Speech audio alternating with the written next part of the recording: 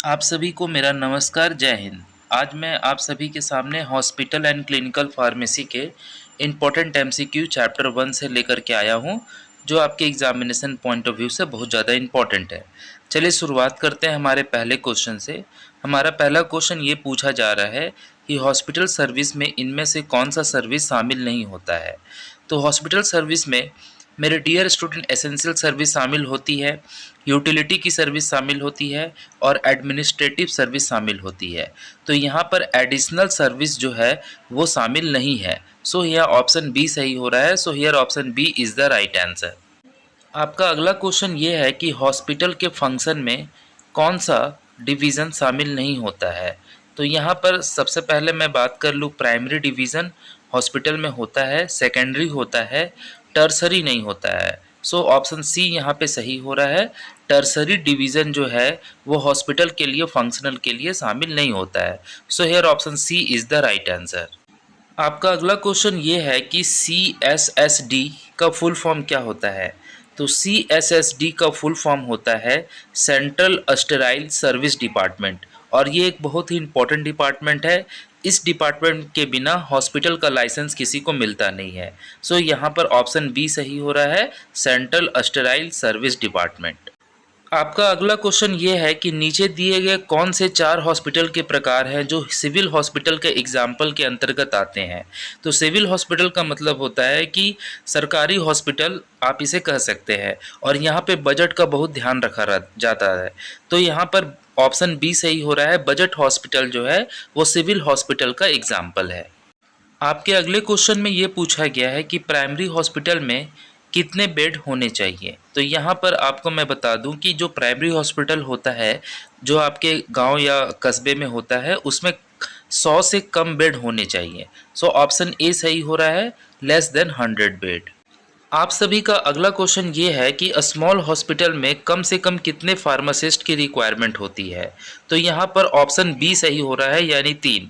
यानी कितना भी छोटा हॉस्पिटल हो उसमें कम से कम 3 फार्मासिस्ट होने चाहिए। So here option B is the right answer. लेकिन आपको ये रूल फॉलो होता हुआ नहीं दिखता है, क्योंकि फार्मेसी रेगुलेशन एक्ट 2015 अभी तक बहुत सारे राज्यों में लागू नहीं है। तो इसीलिए आप सभी को लागू करवाने के लिए आपको प्रयास करना चाहिए, पीएम को लेटर लिखना चाहिए। खैर छोड़िए, वो तो अलग बात है। ऑप्शन बी यहाँ पे सही हो रहा है, मिनिमम जो फार्मासिस्ट होते हैं स्मॉल हॉस्पिटल में वो 3 होते हैं। So here option B is the right answer. आपका अगला क्वेश्चन ये है कि पीएचसी का फुल फॉर्म क्या है। तो पीएचसी का फुल फॉर्म आप सभी को मालूम होगा शायद पहले से। तो इसका मतलब होता है primary health centre. So option C यहाँ पे सही हो रहा है, option C is the right answer. आप सभी का अगला क्वेश्चन ये है कि नीचे दिए गया कौन सा हॉस्पिटल जनरल भी होता है और स्पेशलाइज्ड भी होता है, या फिर दोनों प्रकार का होता है। तो जो कॉरपोरेट हॉस्पिटल होते हैं मेरे डियर स्टूडेंट, वो दोनों कैटेगरी में आते हैं। इनमें जनरल बेड भी होते हैं और स्पेशलाइज्ड बेड भी होते हैं। सो option D is the right answer, corporate hospitals.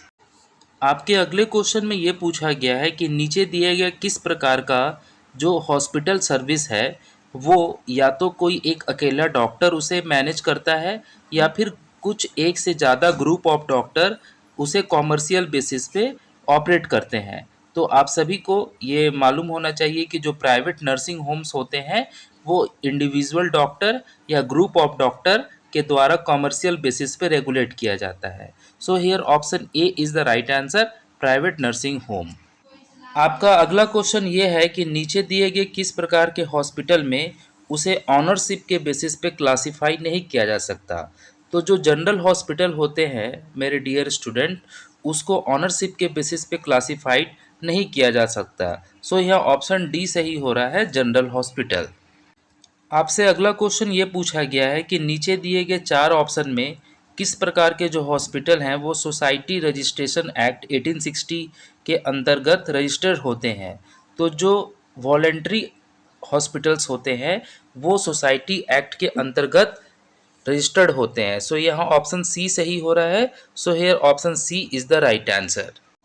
आपका नेक्स्ट क्वेश्चन ये है कि नीचे दिए गए हॉस्पिटल में किस प्रकार के हॉस्पिटल जो है वो सेंट्रल या स्टेट गवर्नमेंट या लोकल बॉडीज़ के द्वारा जो है कंट्रोल किए जाते हैं। तो मेरे डियर स्टूडेंट, मैं आपको बता दूं कि जो पब्लिक हॉस्पिटल्स होते हैं वो सेंट्रल, स्टेट गवर्नमेंट और लोकल बॉडीज के द्वारा कंट्रोल किए जाते हैं। So here option B is the right answer, public hospital. आपका अगला क्वेश्चन ये पूछा जा रहा है कि हॉस्पिटल को किस प्रकार से कैटेगराइज किया जाता है। क्या उसे हार्ट डिजीज़ के हिसाब से कैटेगराइज किया जाता है, या कैंसर डिजीज़ के हिसाब से कैटेगराइज किया जाता है, या मैटरनिटी के हिसाब से उसे कैटेगराइज किया जाता है, या इन सभी के हिसाब से उसे जो है कैरेक्टराइज किया जाता है। तो इसका सही आंसर होगा ऑल ऑफ द अबव, यानी हॉस्पिटल इन तीनों प्रकार से आप उसको कैटेगराइज कर सकते हैं। सो air option D is the right answer. आपका अगला क्वेश्चन ये है कि नीचे दिए गए किस प्रकार के हॉस्पिटल में जो एक्यूट केयर हॉस्पिटल की कैटेगरी में आता है उसे आप कैटेगराइज कर सकते हैं। तो इसका सही आंसर होगा शॉर्ट टर्म, यानी कि जो एक्यूट केयर वाले हॉस्पिटल होते हैं वो शॉर्ट टर्म स्टे हॉस्पिटल की कैटेगरी में आते हैं। So here option A is the right answer, short term. आपसे अगला क्वेश्चन ये पूछा जा रहा है कि नीचे दिए गए किस प्रकार के हॉस्पिटल जो है उनको मैनेजमेंट के बेसिस पे क्लासिफाइड किया जाता है। तो मैं आपको बता दूं कि जो स्टेट गवर्नमेंट के हॉस्पिटल हैं उनको मैनेजमेंट के हिसाब से, मैनेजमेंट के बेसिस पर क्लासिफाइड किया जाता है। तो यहाँ पे ऑप्शन सी सही हो रहा है। So here option C is the right answer. आपका अगला क्वेश्चन ये है कि ऐसे हॉस्पिटल जो कि टीचिंग या रिसर्च हॉस्पिटल के अंतर्गत की श्रेणी में आते हैं उनको किस प्रकार के बेसिस पर कैटेगराइज किया जाता है। क्या उन्हें ऑब्जेक्टिव के तौर पर हॉस्पिटल बोला जाता है, उनको साइज के आधार पर बोला जाता है, मैनेजमेंट के आधार पर बोला जाता है, या क्लिनिकल के आधार पर बोला जाता है। तो जो रिसर्च वाले हॉस्पिटल होते हैं उनको ऑब्जेक्टिव बेस पर हॉस्पिटल की मान्यता दी जाती है। So here option A is the right answer. आपका अगला क्वेश्चन ये है कि जो लार्ज हॉस्पिटल होते हैं उनमें सर्टेन डिपार्टमेंट की एक्टिविटी को मैनेज करने के लिए ऑफिसर का नाम क्या होता है। तो उनको बोला जाता है चीफ ऑपरेटिंग ऑफिसर। तो यहाँ पे ऑप्शन ए सही हो रहा है, option A is the right answer. आपका अगला क्वेश्चन ये है कि हॉस्पिटल में कुछ मेंबर्स ऐसे होते हैं जो part time consulting medical staff के रूप में काम करते हैं। तो उनको किस प्रकार के स्टाफ से नाम से जाना जाता है। तो इसका सही आंसर होगा honorary medical staff. Option D इसका सही आंसर हो रहा है। So option D is the right answer. आपका अगला क्वेश्चन ये पूछा जा रहा है कि नीचे दिए गए 4 ऑप्शन में से वो कौन सा ऑप्शन है जो एसोसिएट डायरेक्टर या हेड क्लिनिकल सर्विस के अंतर्गत हॉस्पिटल में नहीं आता है। तो जो फिजियोथेरेपी होते हैं यानी ऑप्शन डी, वो एसोसिएट डायरेक्टर और हेड क्लिनिकल सर्विस के अंतर्गत नहीं आते हैं। So here option D is the right answer, physiotherapy. आपका अगला क्वेश्चन ये पूछा जा रहा है कि number of administrative personnel hospital के किस क्राइटेरिया पे डिपेंड करते हैं। क्या वो ऑब्जेक्टिव पे डिपेंड करते हैं, या हॉस्पिटल के साइज पे डिपेंड करते हैं, पेशेंट के नंबर पे डिपेंड करते हैं, या हॉस्पिटल के मैनेजमेंट पे डिपेंड करते हैं। तो इसका सही आंसर होगा ऑप्शन बी, साइज। साइज के आधार पर number of administrative personnel hospital के डिपेंड करते हैं। So here option B is the right answer. आपका अगला क्वेश्चन ये है कि हॉस्पिटल जो कि पब्लिक लिमिटेड कंपनी के द्वारा रन किए जाते हैं और कमर्शियल लाइंस और उसके अलावा कंपनी एक्ट के अंदर रजिस्टर्ड होते हैं, वो किस प्रकार के हॉस्पिटल कहलाते हैं। तो इनको कहा जाता है कॉरपोरेट हॉस्पिटल। कॉरपोरेट हॉस्पिटल जो होते हैं वो पब्लिक लिमिटेड कंपनी के रनिंग मैनेजमेंट के अंतर्गत होते हैं और इनका अपना एक कॉमर्शियल लाइन होता है और ये कंपनी एक्ट के अंदर आते हैं। सो here option B is the right answer. आपका अगला क्वेश्चन ये है कि which of the following hospital are classify on the basis of medicine system, यानी नीचे दिए गए कौन सा ऑप्शन है जो कि हॉस्पिटल को मेडिसिन सिस्टम के आधार पर बांटता है। तो क्या वो टीचिंग हॉस्पिटल है, क्या वो डिस्ट्रिक्ट हॉस्पिटल है, क्या वो तालुका हॉस्पिटल है, या इनमें से कोई नहीं। तो जो मेडिसिन सिस्टम बेसिस वाले हॉस्पिटल होते हैं वो इनमें से कोई नहीं है। तो यहाँ पर होगा none of the above. So here option D is the right answer. आपका अगला क्वेश्चन ये है कि जो टीचिंग हॉस्पिटल होते हैं उनमें कितने बेड्स होने चाहिए।